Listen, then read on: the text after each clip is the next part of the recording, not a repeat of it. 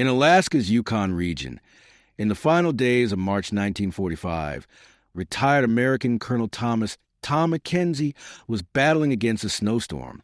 The 62-year-old war veteran had fought in France during World War I, continued his military career afterward, but had retired in 1943 due to injury. Mackenzie's face was lined in weather from the elements. His eyes sparkled with years of experience. His long white beard was covered with ice, and his breath came out as vapor. In his hand was an old pickaxe, on his back a leather bag, and beside him his faithful dog Rex. "Come here, Rex," he called to his German shepherd. "Let's try our luck today." Mackenzie had been searching for gold in this remote region of Alaska for 3 months. His military pension wasn't enough, and as an old soldier, he wanted to be self-sufficient. The endurance and survival skills he had acquired during the war years served him well in this harsh terrain. He had risen early in the morning and gone to the dig site by the frozen riverbank. He had chosen this area because of rumors that gold had been found in this region before. However, so far he had only been able to find small particles. As Mackenzie struck his pickaxe into the frozen ground, memories of past wars came to mind. The terrible scenes he had witnessed at the Battle of Verdun, the friends he had lost, the wounds he had received. But those days were behind him. Now he was fighting a different war, against nature, against poverty, against old age. "This time will be different, Rex," he said to his dog. "I can feel it." Rex wagged his tail and waited beside his master. This dog was Mackenzie's only companion. His wife, Margaret, had died 5 years ago. They had no children. He had only this old war dog and his passion for gold prospecting. Around 10 o'clock, Mackenzie's pickaxe struck something hard. His heart began to race. He carefully continued digging, and a fairly large piece of gold appeared before him. "My goodness," he shouted. "Rex, look at this." The gold piece was the size of a fist and gleamed in the sunlight. Mackenzie's hands were trembling. This was a discovery that could change his life.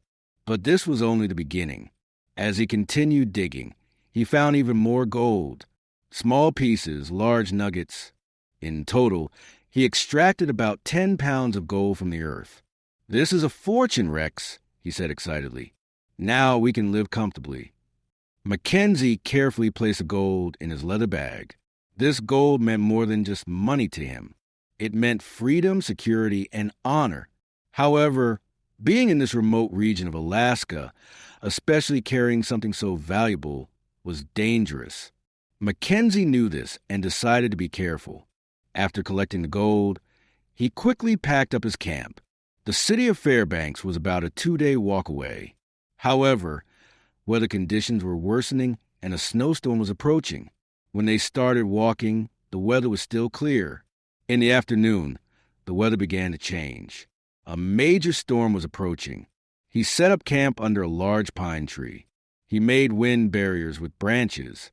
However, at that moment, Rex began to get restless. Motor sounds were coming from the distance. Multiple vehicles were approaching. Mackenzie acted with his war experience. He immediately extinguished the fire, gathered his belongings, and looked for a place to hide. He had large rocks. A few minutes later, 3 military vehicles appeared, but these weren't American military vehicles. They looked like German military vehicles. The vehicles stopped and 6 people got out. They were wearing German uniforms, but had no Nazi emblems on them. Mackenzie realized these were fugitive Nazi soldiers. "Was ist das?" said one of them in German. "What is this?" "German war here," said another. "Someone was here." They had found Mackenzie's fire traces.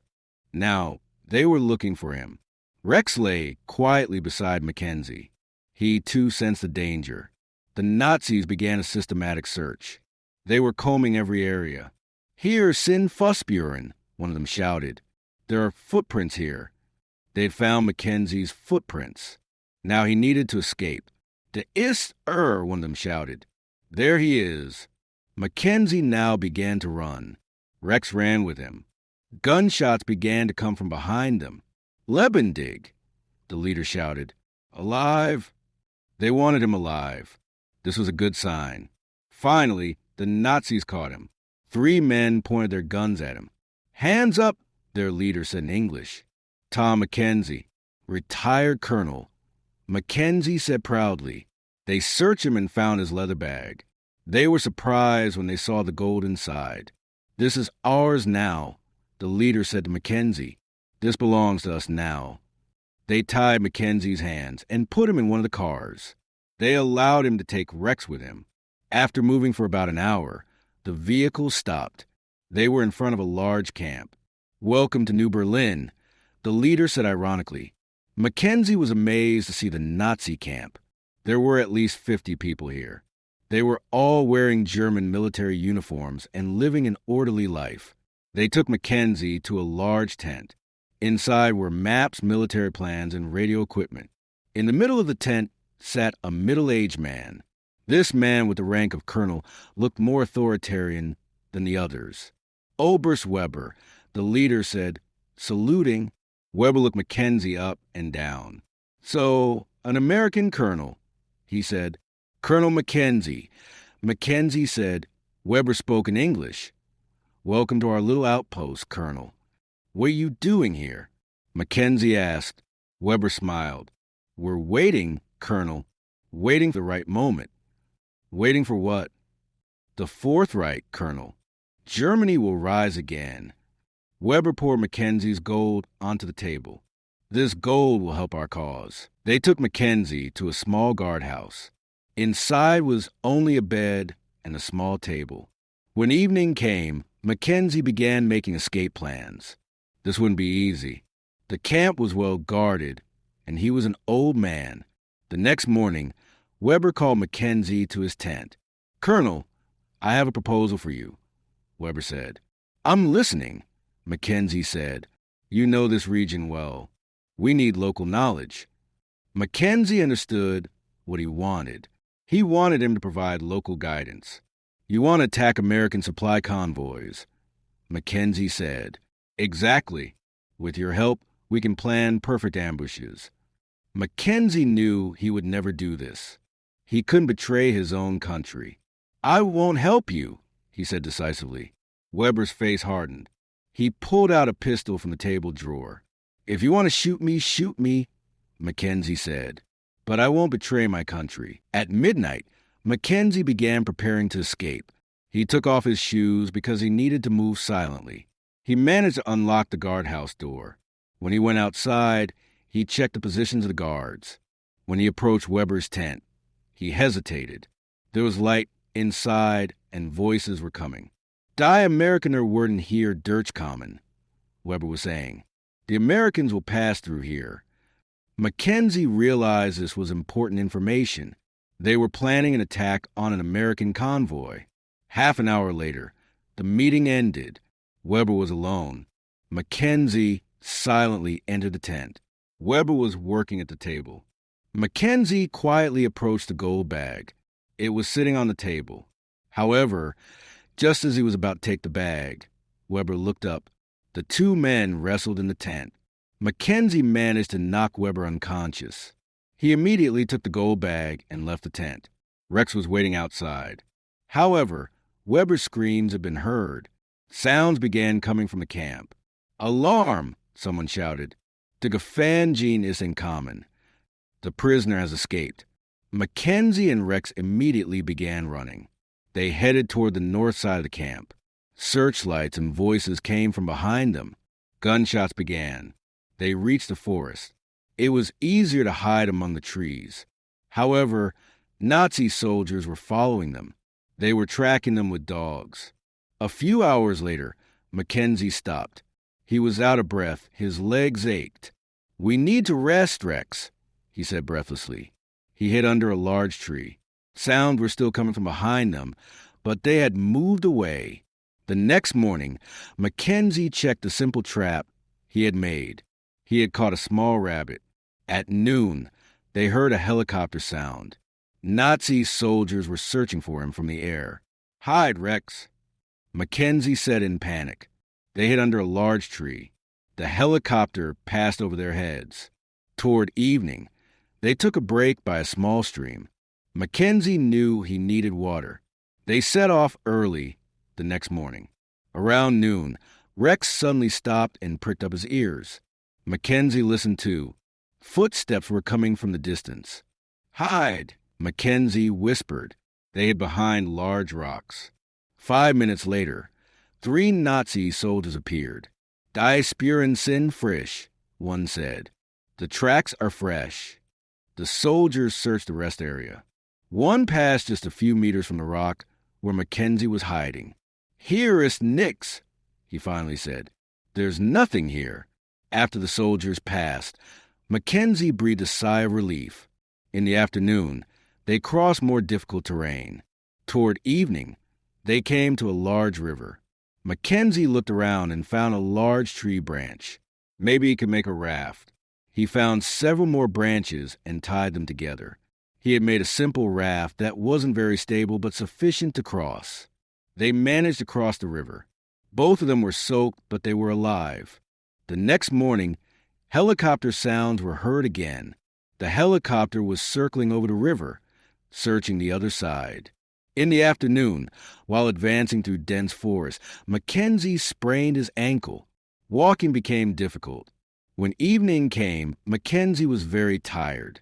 His foot was swollen and painful. The next morning, Mackenzie felt better. His foot still hurt, but he could bear it. "Last day, Rex," he said. "Today we'll reach Fairbanks." Around noon, they left the forest and entered open terrain. In the distance, he could see the buildings of Fairbanks. "There," he said excitedly. "The city is visible." However, just then motor sounds came from behind them. Nazi soldiers had found them. "Halt!" one shouted in German. "Stop." Mackenzie looked back. 2 military vehicles were rapidly approaching. "Run, Rex," he shouted. "This is it." Both of them began running toward the city. However, the vehicles were faster. Gunshots echoed. Mackenzie was very tired but couldn't stop. The city was very close. "Stop or we'll shoot," the Nazi leader shouted in English. Mackenzie didn't stop. He continued running. Finally, they reached the edge of the city. The first houses were visible. "Help!" Mackenzie shouted. Nazi soldiers. "Help!" People began coming out of the houses. The Nazi vehicles stopped at the city limits. The people of Fairbanks welcomed Mackenzie. The old man looked tired, wounded, and traumatized. "Sir, are you all right?" a young man asked. "I need the police," Mackenzie said breathlessly. Nazi soldiers in the wilderness. Sheriff Johnson came, and Mackenzie told the whole story. The Nazi camp, the gold, the escape, the chase. Johnson was initially skeptical. However, Mackenzie told the details so clearly that he believed him. An hour later, military units arrived. Major Peterson took charge. "Colonel McKenzie, can you show us a location of this camp?" Mackenzie showed the location of a Nazi camp on the map. The next day, Peterson visited Mackenzie. "Colonel, we found a camp," he said, "but it was abandoned." "Abandoned?" "Yes. Looks like they left hastily.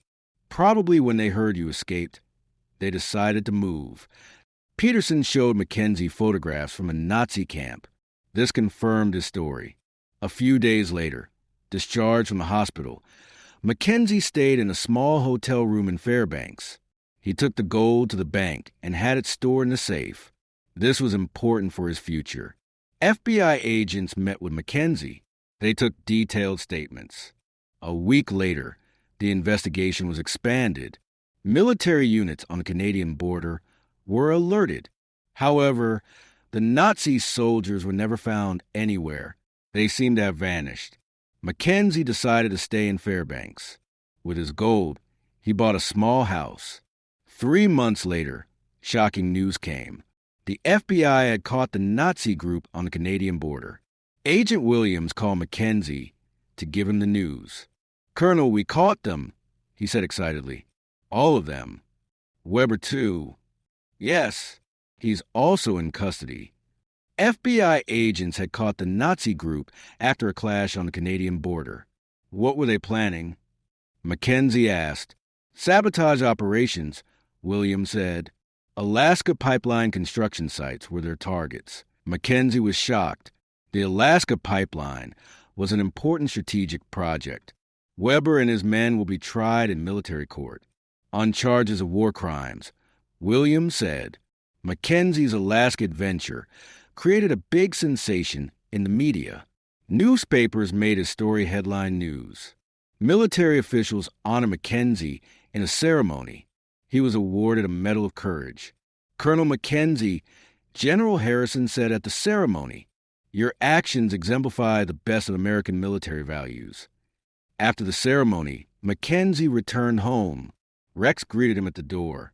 "We're home, boy," McKenzie said. "Really home." That evening, sitting by the fireplace, McKenzie thought about the past. World War I, his military career, retirement, the Alaska adventure. Years passed and McKenzie lived a happy retirement in Alaska. Thanks to his gold, he could live comfortably. He got along well with his neighbors, spent time at the library, and took long walks with Rex. The people of Fairbanks never forgot him. He continued to be remembered as the city's hero. In 1950, Rex died. McKenzie was very sad because the dog was his closest friend. McKenzie died in 1958 at the age of 75. A large funeral ceremony was held in Fairbanks. On his tombstone were written these words: Colonel Thomas McKenzie, 1883 to 1958 soldier, hero, friend, duty, honor, courage. His story was told for generations as an example of courage, determination, and patriotism. The courage shown by an old soldier in Alaska's harsh lands had prevented a great disaster.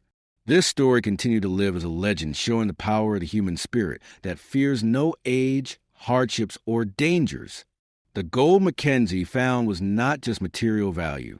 His real treasure was the courage, determination, and human dignity he had gained. These values were more valuable than gold and could never be stolen. Chat controls Sonnet 4.